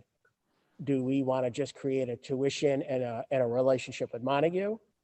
Would we want to have a relationship with all neighboring schools to allow kids to tuition in? Would we want to have anybody tuition in? And what would the tuition be? So it's a multi-step, complicated process. Right. But I can kick it off right away by having a call and see if there is any interest of putting a third state into the mix of this 9-year-old lawsuit that is between Montague and High Point. They went to Yeah. High Point. They want to come back and send them to Port, and High Point wouldn't let them out, so they're suing High Point. And High Point was charging them considerably more than what Port Jervis was going to charge them. So that was it was a financial issue as well. Right. And I John, mean, are those students transported by their parents or by the district? Montague's buses take them either to Port in the old days or up to High Point. So Montague pays that. They figured it was cheaper for them to do it than it was to contract it with someone else. And our present transportation for private school students or out of the district students is what, 11, within 11 miles? 10. Oh, 10 miles? Okay. yeah, and I mean, it's something we might not need to, and it's something like you said, John, we don't need to figure out tonight, but it's just something that, you know, in the next 10 years, they're saying that we're going to drop another 15 to 20% in enrollment in the Northeast in general. So a conversation like this now could mean sustainability for us in the future. Yeah. So, you know, maybe it's just a work session agenda item, Jack, to kick it around and get board thoughts and things like that before we direct John to reach out to Tim Capone over there in Montague. Okay. The other thing, Corey, you bring up a great point, is one of our other neighbors is Eldred, which is just across the river from Berryville's, just across the river from Shahola. And that was a district when I taught there many years ago. There was about 750 kids in the district. Last I saw, they were somewhere around 500 and shrinking. So there's going to become a point where they can no longer stay operational K-12 as well. So it's a real good thing for us to probably put on a work session agenda and dig into. Right. Any other comments? I think the board has given you some direction, John. Okay.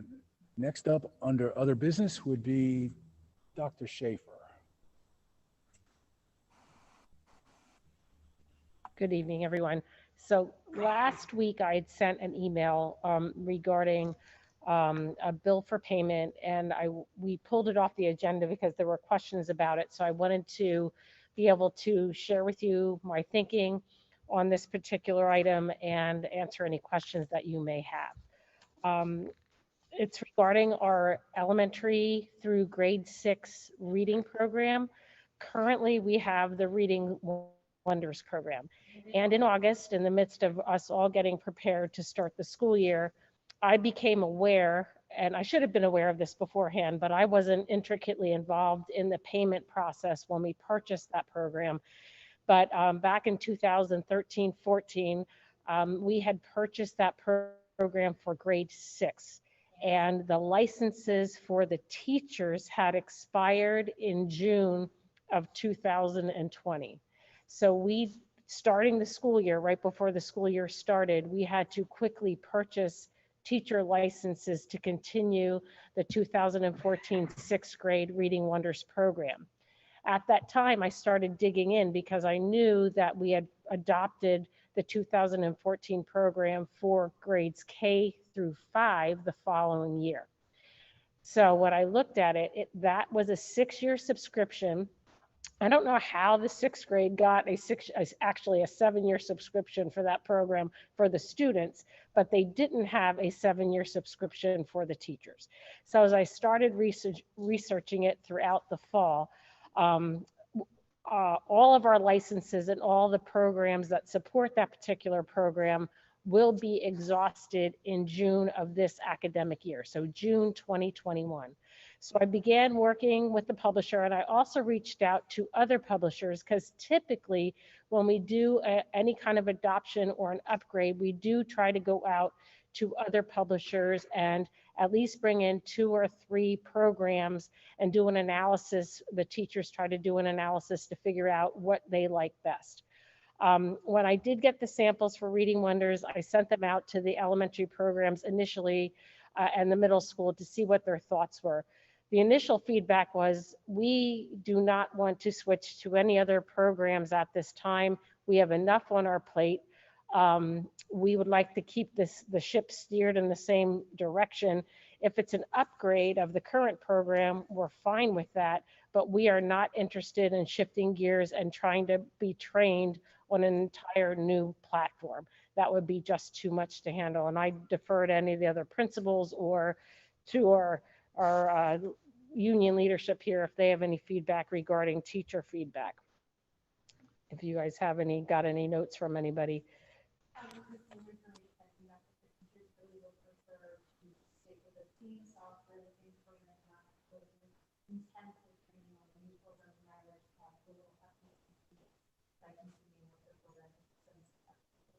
Right. So based upon the feedback that I got then last week when I was kind of threw it out there, and I wanted to put it out there before it came up on bills for payment, because when you see a large sum, obviously there are going to be questions. So I'll direct you to your board packet. There at the top of one page, it says HMH Reading Wonders Proposal. And if we start at the bottom of the page and we'll work our way up. In your folders, yes, in your orange folders. It looks like this, if you can see. Look, the folks on the camera can see. But so to just go with a 1-year upgrade, the current program and only purchasing software licenses for the teachers and the students, the cost is $179,000 for 1 year. When I got that price, because I thought that would be the easiest way to go. Let's just kick the can down the road for 1 year. Let's not do anything, make any changes at all to the program. Let's just keep the same textbooks. Yeah, they're a little worn, but let's keep the same textbooks and keep moving forward. But I thought $179,000 for 1 year is an outrageous sum. And then we would have nothing going forward in the subsequent years. So then I asked the publisher, well, what if we just upgraded the software to the 2020 copyright, didn't get any textbooks, but we just went with the newer version for 1 year? What would that cost? Because if we're going to pay that much for 1 year, what would if we got the newer program? Well, you can see the price there is over $250,000 for 1 year of the new program. No textbooks, just technology. So then I said, all right, give me the whole kit and caboodle. If we got everything, new textbooks, the new supportive, the leveled readers, the new trade books, the new software, the teacher guides, the online manuals, everything, what would that cost? And the initial cost was $750,000. So then I started working with the publisher. Well, what can you do? We've been loyal. These are the kinds of things.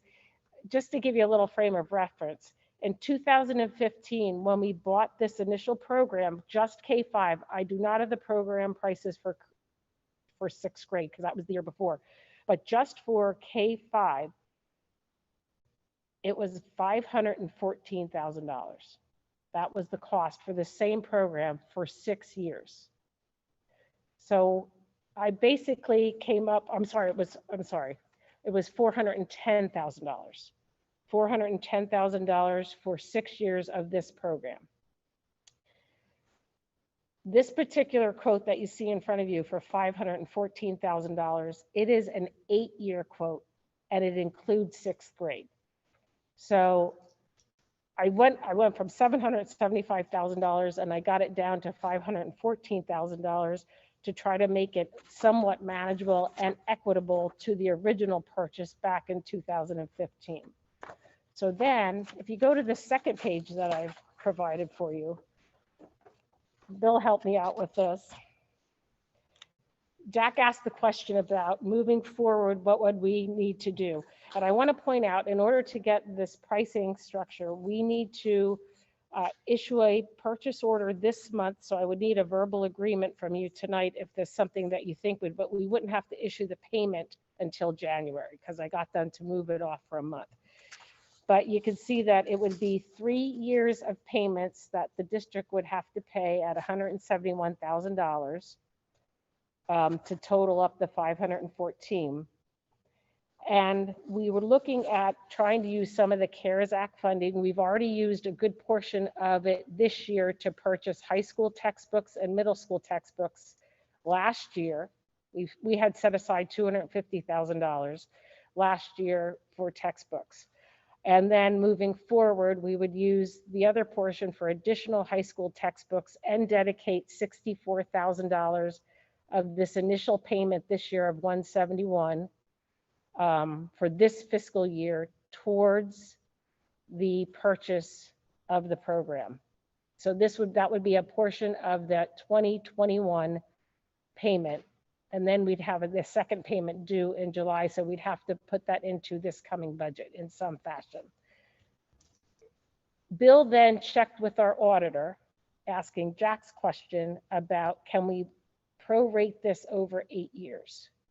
So the publisher would have to be paid, but budget to budget, the auditor said we could book this on subsequent years out for 8 years.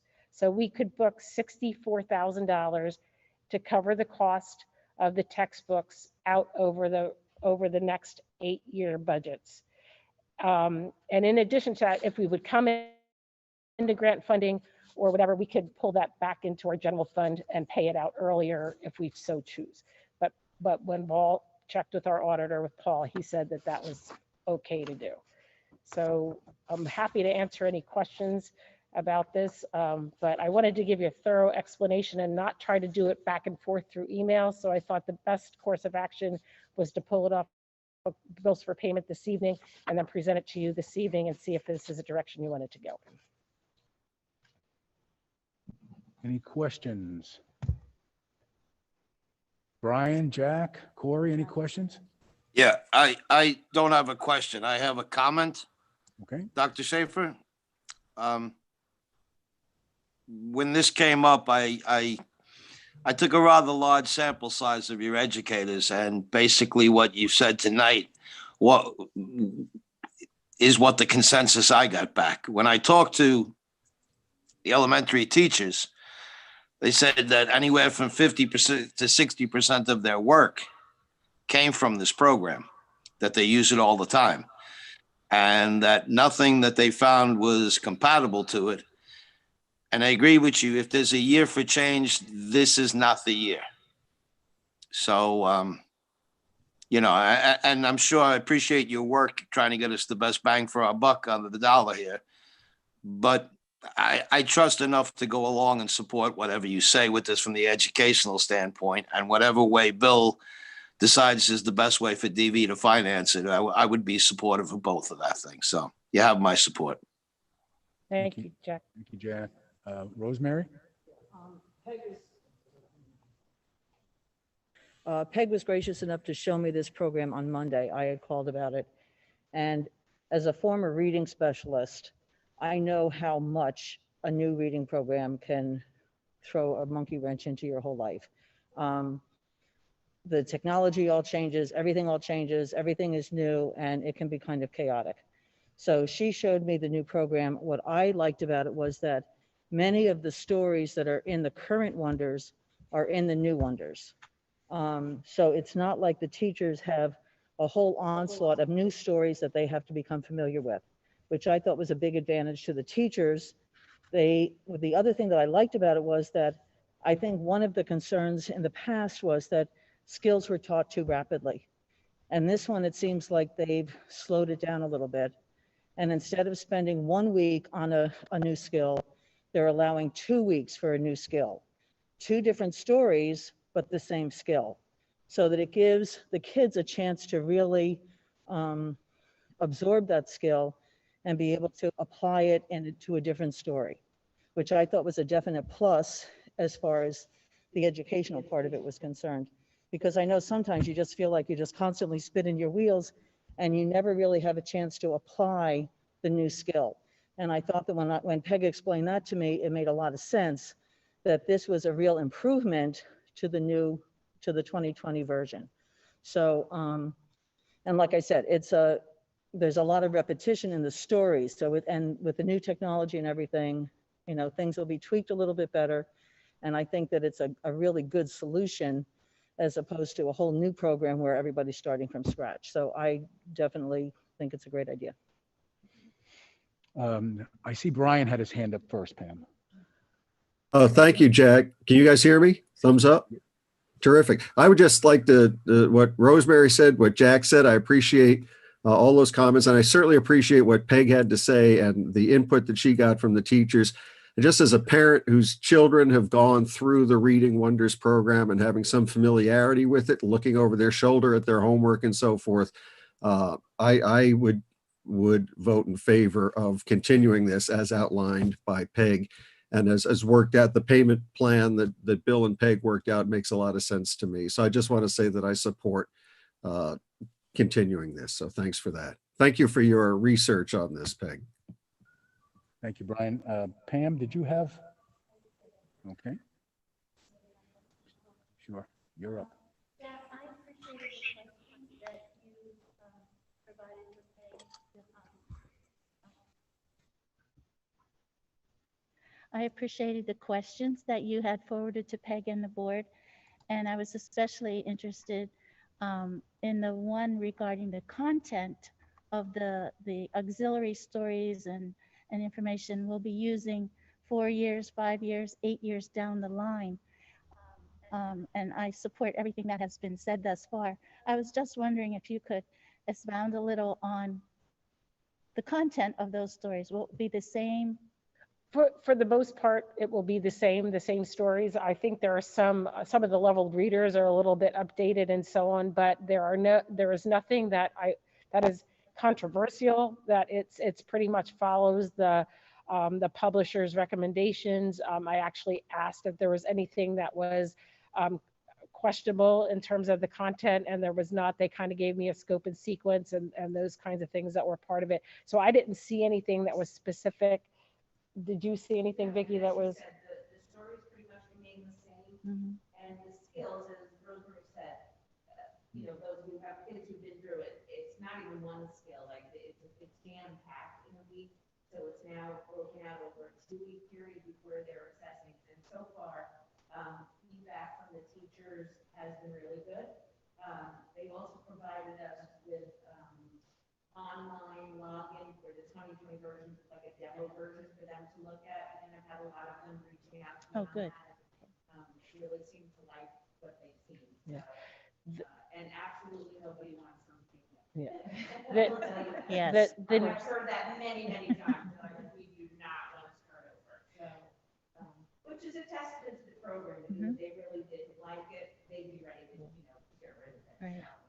Okay. The new reading writing companion is broken down by the units, and it follows the skill set right through. And what's really nice about that is it really does bring in Jack O'Leary. You'll love this, TDAs, and they'll bring in a lot of things about writing to the prompt. There are a lot of graphic organizers that are included in that, and kind of walks the students right through whatever the assessment skill is and kicks it right into the writing skill as well. So the writing and the reading skills are linked, which is somewhat new. Before there were 2 different pieces and now they're connected. So that's a really nice addition to what the former program had. So. Yeah, anything that helps out with those TDAs. Corey, if you are there, I can't see you. If you have any questions. Oh, sorry, Jack. Let me ask Corey first. No, my only concern, and it's a slight concern.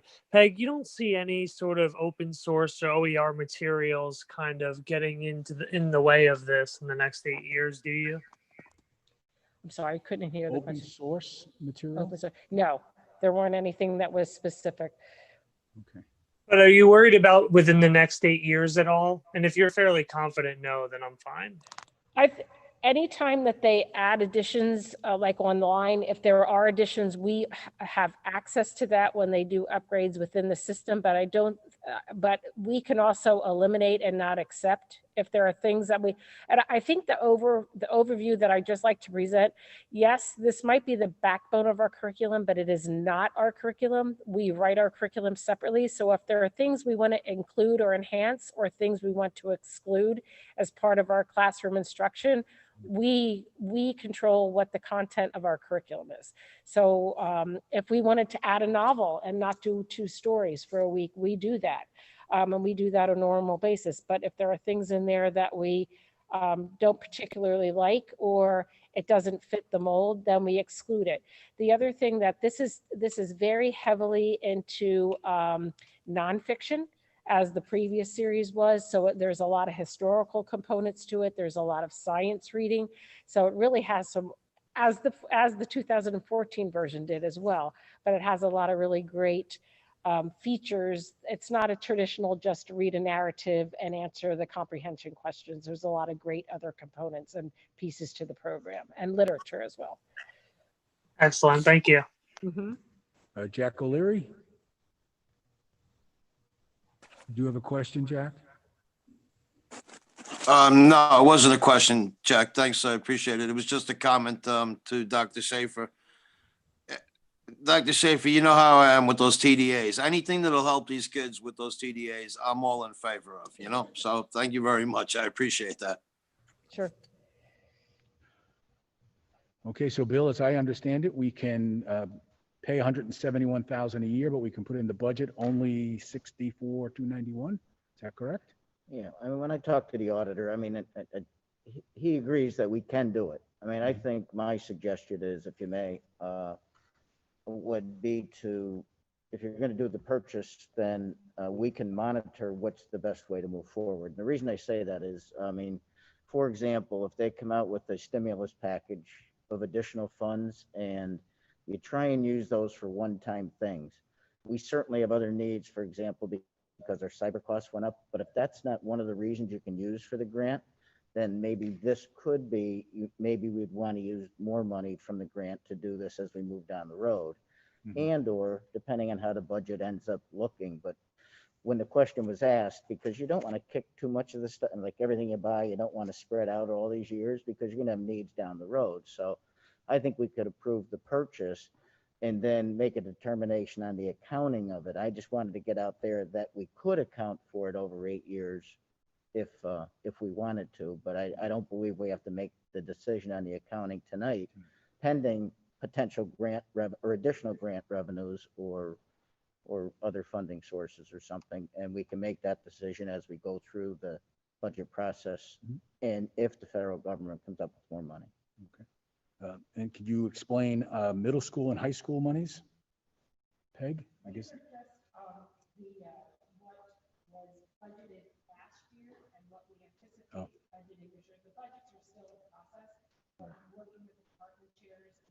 These are what I anticipate our costs to be for middle school and high school textbooks for the current year and what they will, the books that we would approve that. Thank you. Is it the board's? Okay, go on. Just one question regarding the licenses like this. Do we have, because this one kind of seems to have sprung up and surprised a lot of us. Is there a schedule, or can a schedule be made of all the different licenses that the district has?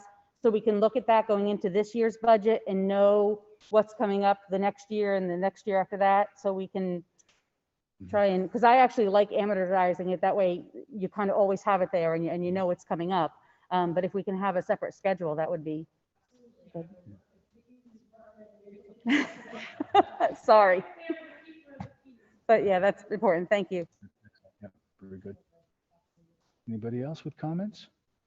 So I think you have some direction that we're in favor. As long as you are okay that I complete that purchase order this month, and then we can put this on for bills for payment and just accept it under bills for payment in January. If that is okay with you, then that's my office. Are we accepting the 171 or the whole 514? The whole 514. It's only 171. Right. Yeah.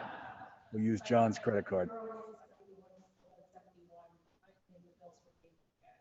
Right. But the contract is the 514. Can we not make a motion to reopen bills for payment and add it tonight?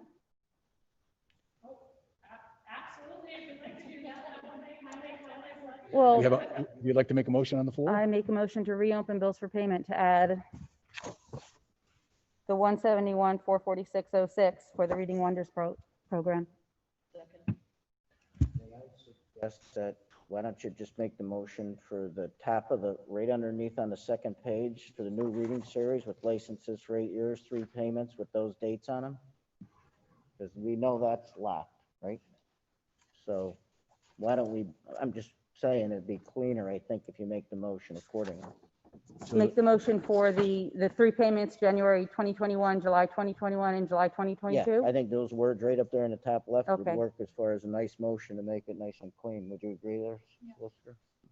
Do you want me to read the whole thing, Julie, or do you have it? So I amend the motion to open bills for payment to include approval for the 2020 Reading Wonders, all program components, books, writing, grammar, technology, and professional development, teacher and student workspaces, 8-year subscription, 3 payments on January 2021, July 2021, and July 2022, each payment totaling $171,446.06 for a grand total of $514,335.18.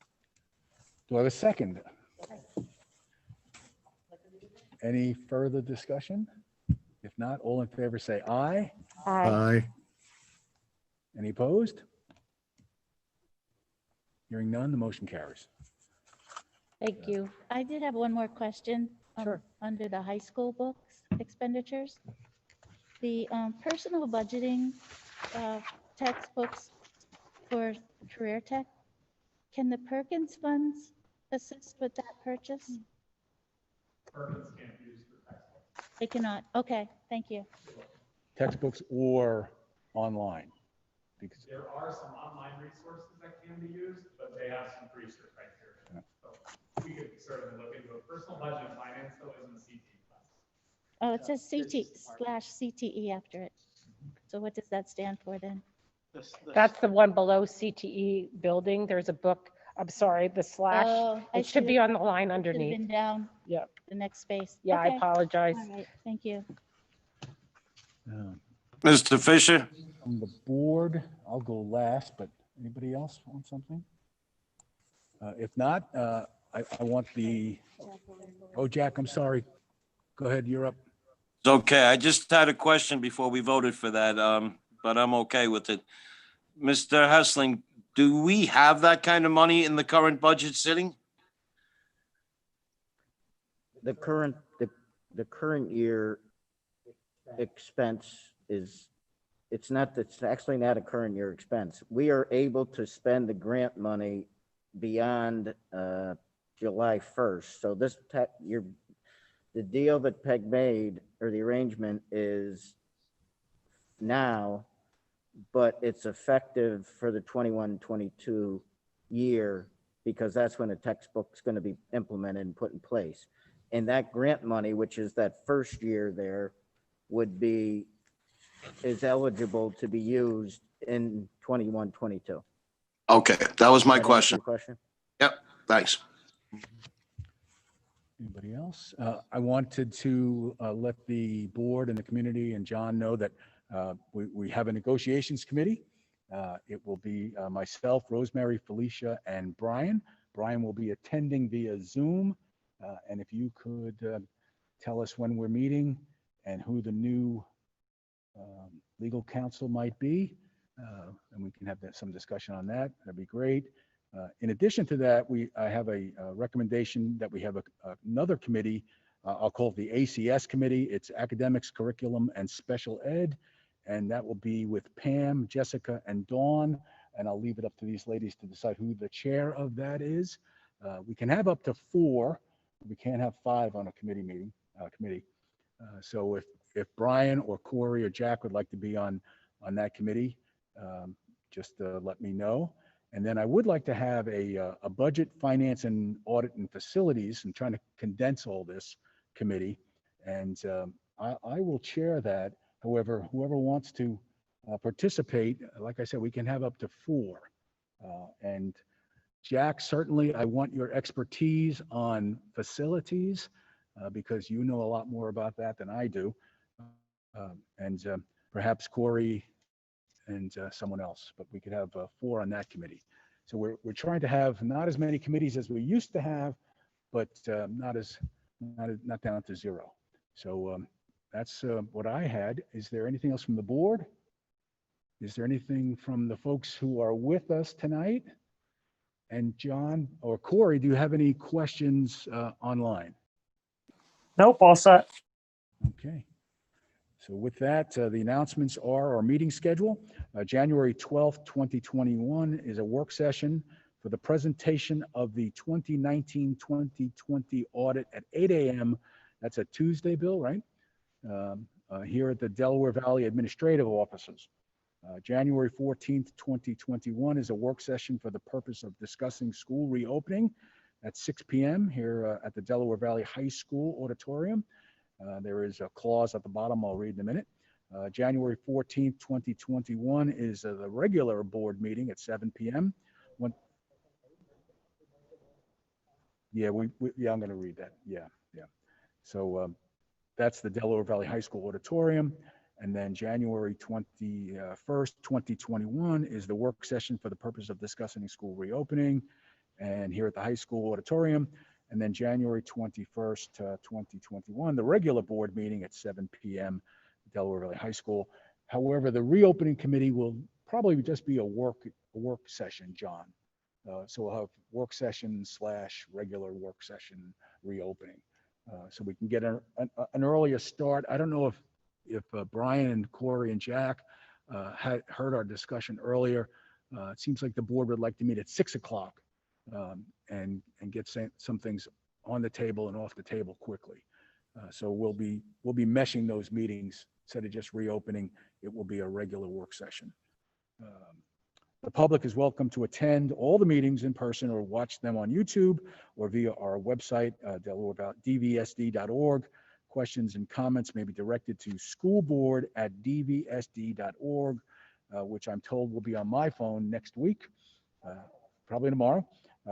Due to the coronavirus disease, COVID-19, this meeting may be subject to change. And we know things change with our governor on a daily basis. So please check the district's website for any updates. So with that, we are going to adjourn into executive session for the discussion of personnel and real estate and other items. So may I have a motion to... Jeff, just before you make a motion, and I might have missed it, did we ask Corey if there were any comments from, okay. I'm sorry, with the mask, sometimes I get muffled. Yeah. So do I have a motion to adjourn into executive session? Motion. All in favor? Aye. Motion carries. We will not be returning tonight. Thank you, everyone. Thank you for coming. Have a nice evening.